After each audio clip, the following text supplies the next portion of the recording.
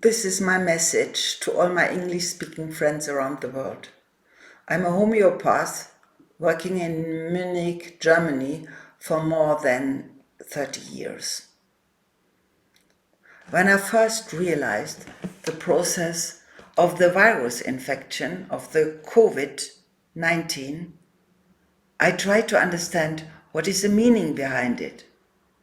As a homeopath, we see the patient with symptoms and complaints and situations, but we always try to understand what is the meaning behind it, what is the vital force, the energy field around the patient is telling the patient.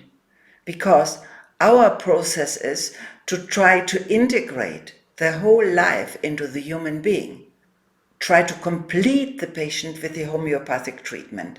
Try to help him to be more whole than to separate a disease from him. So for me, the world is like the patient who is suffering from something. The world is suffering now, this is what I understood, from the fear of death. When I heard this, it reminded me to the darkness which appeared in the solar eclipse around this millennium. We all saw that the light disappeared. And this is what I see now, that in most people's life, the light disappears. And furthermore, I saw in my favorite story, Harry Potter. What is the idea of Harry Potter? It's the fight of the darkness against the light. And everybody knows that light will win. The light forces will win. And we can see it even in nature. If you have a dark room and it's light outside, you have only to open the door and the light will come. The light will always be there. And the opposite, if the room is light and it's dark outside, you just open the door. So how can we open the door for the light of the coronavirus? I understood that children and the young generation are able to integrate this virus into their immune system. And they don't get sick and they don't even die. They will survive. This was hope for me, because then I saw, okay, this is not the end of the world. The world will survive through our children, through the young generation. So the Friday for Future movement now will win. This is already a good sign.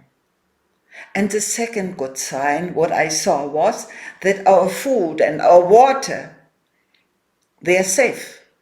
We can eat and drink. We have enough. We have enough food for the whole world. But we should be careful not to spoil it.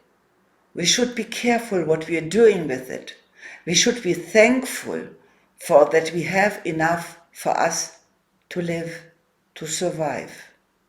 This was the second part. And the third part, what didn't look good for the beginning, that we have to separate